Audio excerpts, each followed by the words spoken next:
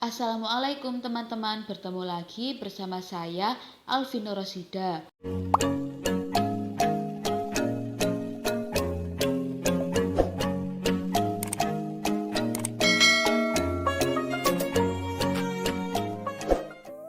Di video kali ini, saya akan membagi pengalaman tentang bagaimana cara budidaya maggot BSF. Yang belum tahu maggot BSF itu adalah bentuk larva black soldier fly yang nantinya bermetamorfosis menjadi lalat dewasa. Fase metamorfosis maggot BSF ini sendiri mulai dari telur, larva, prepupa, pupa, hingga lalat dewasa. Dan semuanya memakan waktu 40-45 hari ya. Maggot BSF ini banyak sekali manfaatnya teman-teman. Yang pertama digunakan sebagai makan ternak yang kaya akan nutrisi. Yang kedua bisa menguraikan sampah-sampah organik sehingga dapat mengurangi limbah lingkungan. Pertama di sini saya langsung pada tahap penetasan telur ya teman-teman. Biasanya ada juga yang melakukan mulai dengan memancing lalat BSF. Untuk budidaya maggot sendiri saya memakai 5 gram telur maggot BSF. Dan media yang saya gunakan yaitu ada baskom, kemudian ada pepaya yang sudah mulai membusuk, dan di atasnya saya kasih ampas kelapa untuk mengurangi kadar air yang ada di dalam pepaya tersebut, dan ada kawat dan juga telur maggotnya teman-teman. Kawat sendiri ini berfungsi agar telur maggotnya tidak bersentuhan langsung dengan media pakan. Telur maggot sendiri ini akan menetas dalam waktu 2 hari saja ya teman-teman, dan kemudian kita biarkan saja di dalam wadah baskom tersebut selama 11 hari, dan nanti pepayanya akan diuraikan oleh si maggot tersebut.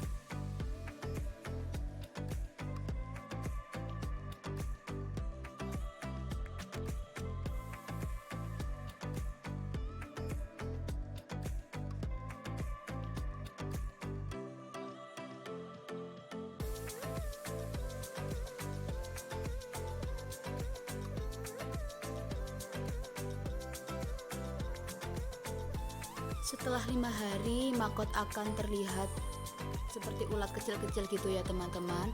Kemudian karena media saya gunakan ini media basah dan baby maggot tidak suka dengan kondisi basah, maka saya beri ampas kelapa.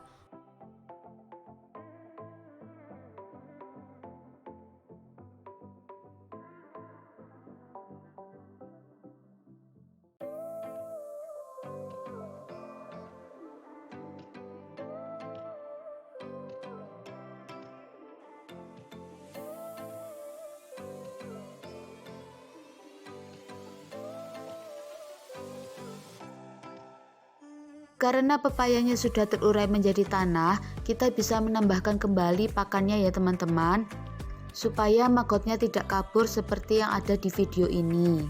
Maggot yang merambat pada dinding baskom ini, dia berusaha kabur karena kekurangan pakan dan juga medianya terlalu basah. Untuk mengantisipasi maggot kabur, kita bisa menambahkan dedak pada dinding-dinding baskom itu ya teman-teman. Secara perlahan maggot tersebut akan turun kembali ke medianya. Menginjak hari ke-11, kita bisa pindahkan maggot yang di wadah baskom tadi ke wadah yang lebih besar ya teman-teman. Karena semakin hari maggotnya semakin besar dan populasinya semakin banyak, sehingga memerlukan wadah yang lebih besar lagi.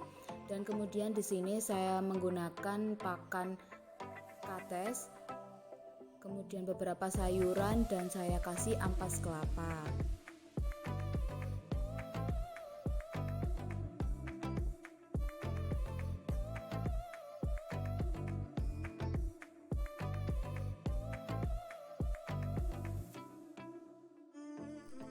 Setelah dipindahkan ke media pembesaran, kita bisa memberi pakan apa saja ya teman-teman, mulai dari buah yang sudah membusuk, sayur-sayuran, sisa-sisa makanan yang sudah tidak kepake bisa dipakankan ke maggot. Dan kebetulan di sini saya ada roti yang sudah expired, maka saya berikan kepada maggot ini.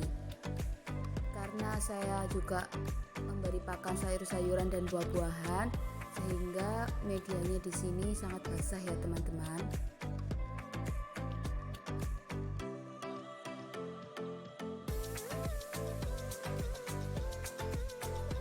Karena media yang saya gunakan ini basah ya teman-teman, sehingga sedikit-sedikit saya beri ampas kelapa untuk mengurangi kadar airnya tersebut.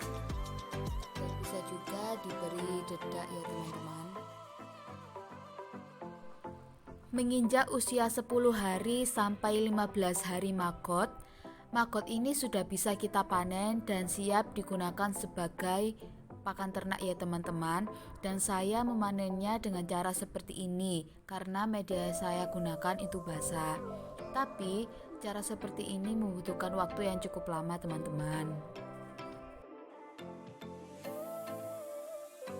Agar lebih cepat dan mudah teman-teman, biopon tadi kita beri air, kemudian maggot yang ada di dalamnya kita saring perlahan-lahan seperti ini.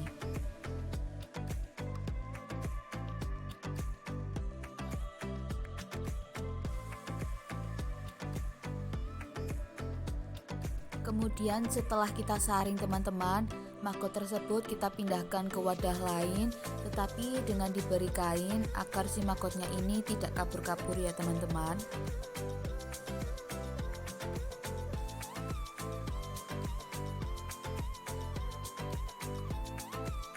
Nah, ini dia maggot yang sudah kita pisahkan dari media sebelumnya tadi teman-teman. Terlihat lebih bersih dan lebih enak dipandang, dan ini sudah siap untuk sebagai pakan ternak ya teman-teman. Teman-teman bisa lihat di sini kalau maggotnya sudah banyak yang berubah warna menjadi kecoklatan, bahkan ada yang warna hitam. Ini yang dinamakan dengan fase prepupa maggot. Fase prepupa maggot ini apabila dia sudah berusia 20 sampai 25 hari ya teman-teman. Oh ya teman-teman, fase prepupa maggot ini sudah tidak membutuhkan makanan lagi ya. Jika ingin dikasih pakan boleh, tapi harus dikurangi kurang lebih 60% dari pakan sebelumnya.